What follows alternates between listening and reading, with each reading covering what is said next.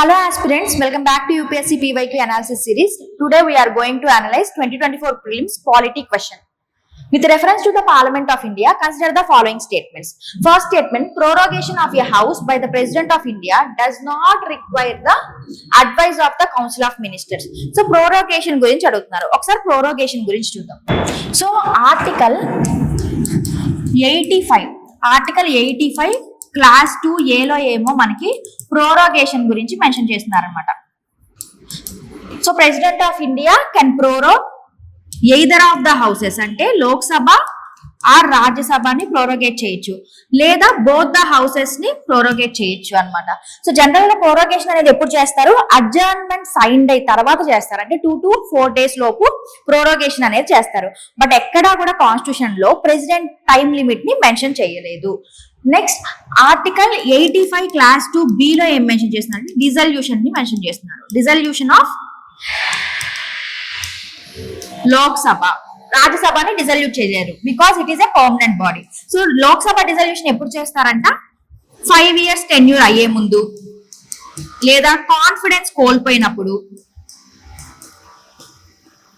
ఆర్ఎల్స్ alternative government form చేయనప్పుడు.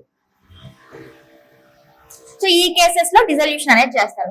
But ఈ రెండింటినీ కూడా ప్రెసిడెంట్ కౌన్సిల్ ఆఫ్ మినిస్టర్స్ యొక్క అడ్వైస్ తీసుకొని చేయాల్సి ఉంటుంది. ఈ కౌన్సిల్ ఆఫ్ మినిస్టర్స్ యొక్క అడ్వైస్ ని మనకి ఆర్టికల్ 74 లో మెన్షన్ చేస్తున్నారు. ఇది గుర్తుపెట్టుకోండి. సో ప్రెసిడెంట్ సమాన్ చేస్తారు అండ్ అలానే ప్రోరోగ్ చేస్తారు ఒక సెషన్ ని based on the article 85 class 1 ప్రకారం ప్రోరోగ్ అండ్ సమాన్ చేస్తారు ప్రెసిడెంట్. ఈ పాయింట్స్ ని గుర్తుపెట్టుకోండి. ఇప్పుడు క్వశ్చన్ సాల్వ్ చేద్దాం.